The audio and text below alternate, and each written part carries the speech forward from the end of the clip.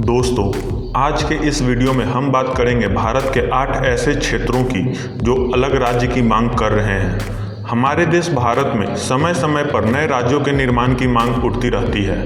यह मांग किसी क्षेत्र विशेष में हावी कुछ स्वायत्त संगठनों और किसी क्षेत्र विशेष में प्रभावी विभिन्न राजनीतिक दलों द्वारा उठाई जाती है। भारतीय संविधान के अनुसार भारत में नए राज्यों और क्षेत्रों के गठन का अधिकार केवल भारत के राष्ट्रपति के हाथों में है। राष्ट्रपति नए राज्यों की घोषणा कर किसी मौजूदा राज्य से किसी क्षेत्र विशेष को अलग कर सकते हैं या दो से अधिक राज्यों या इसके कुछ हिस्सों को आपस में विलय कर सकते हैं। तो चलिए देखते हैं भारत के वे कौन कौन से क्षेत्र हैं जहां पर वर्तमान समय में अलग राज्य बनाने की मुहिम चलाई जा रही है। नंबर 1, हरित प्रदेश। हरित प्रदेश एक प्रस्तावित राज्य है जिसमें पश्चिमी उत्तर प्रदेश के वर्तमान 6 मंडलों आगरा, अलीगढ़, बरेली, मेरठ, मुरादाबाद और सहारनपुर के अंतर्गत आने वाले 22 जिलों को शामिल करने की मांग होती रहती है।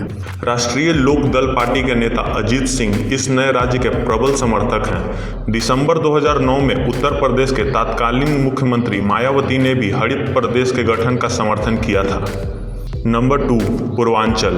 पूर्वांचल उत्तर मध्य भारत का एक भौगोलिक क्षेत्र है जिसमें उत्तर प्रदेश राज्य का पूर्वी छोर शामिल है। यह क्षेत्र उत्तर में नेपाल, पूर्व में बिहार राज्य, दक्षिण में मध्य प्रदेश के बघेलखंड क्षेत्र और पश्चिम में उत्तर प्रदेश के अवध क्षेत्र से घिरा हुआ है। पूर्वांचल क्षेत्र में 3 प्रभाग, पश्चिम में अवध क्षेत्र, पूर्व में भोजपुरी क्षेत्र और दक्षिण में बघेलखंड क्षेत्र शामिल है। पूर्वांचल में सबसे अधिक बोले जाने वाली भाषा भोजपुरी है। यह क्षेत्र 23 सांसदों को चुनकर भारतीय संसद के निचले सदन लोकसभा में भेजता है और इसके अलावा 403 सदस्यों वाले उत्तर प्रदेश राज्य विधानसभा में इस क्षेत्र से 117 विधायक चुने जाते हैं। नंबर 3, बोडोलैंड। एक अलग बोडोलैंड राज्य के निर्माण के लिए शुरू से हुए आंदोलन के परिणाम स्वरूप भारत सरकार, असम राज्य सरकार और बोडो लिबरेशन टाइगर्स फोर्स के बीच एक समझौता हुआ था। 10 फरवरी 2003 को हुए इस समझौते के अनुसार असम में बोडो बहुतायत वाले 4 जिलों के 3082 गांवों में शासन व्यवस्था को सुचारू रूप से चलाने के लिए असम सरकार की अधीनस्थ इकाई के रूप में बोडोलैंड क्षेत्रीय परिषद का गठन किया गया था। बोडोलैंड क्षेत्रीय परिषद समय समय पर अलग राज्य की मांग भी उठाती रहती है। नंबर 4, सौराष्ट्र।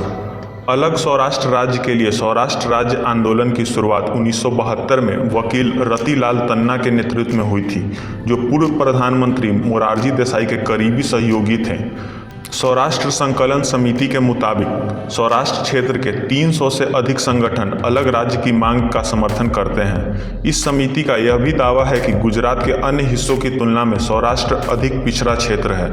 इस क्षेत्र को अलग राज्य के रूप में मान्यता देने की मांग के पीछे इस क्षेत्र में बेहतर जल आपूर्ति का अभाव, नौकरी के अवसरों की कमी और युवाओं के पलायन को प्रमुख कारणों के रूप में उठाया गया है। भाषाई रूप से सौराष्ट्र क्षेत्र राज्य के बाकी हिस्सों से अलग है और इस क्षेत्र में सौराष्ट्र बोली उपयोग में लाई जाती है।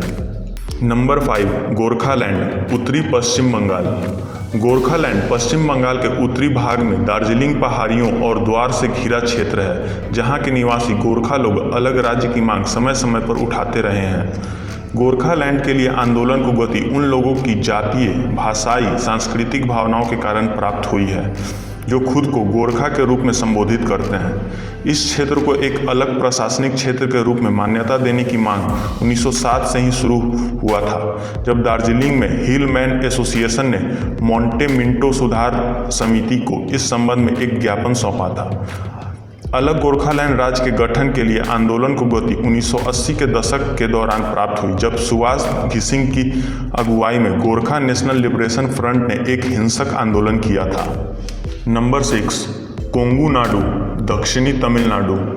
जनसंख्या, संस्कृति, भाषा विज्ञान एवं अन्य कारकों पर आधारित और पश्चिम तमिलनाडु, दक्षिण कर्नाटक एवं केरल के मध्य पूर्व के क्षेत्रों को मिलाकर एक अलग राज्य कोंगू नाडु के गठन के लिए समय समय पर मांग की जाती रही है। इस राज्य की राजधानी के लिए कोयम्बटूर का नाम प्रस्तावित किया गया है। ऐसा दावा किया जाता है कि राज्य की अर्थव्यवस्था के लिए सबसे बड़ा योगदानकर्ता होने के बावजूद कोंगू नाडु क्षेत्र को लगातार सरकारों द्वारा अनदेखा किया गया है।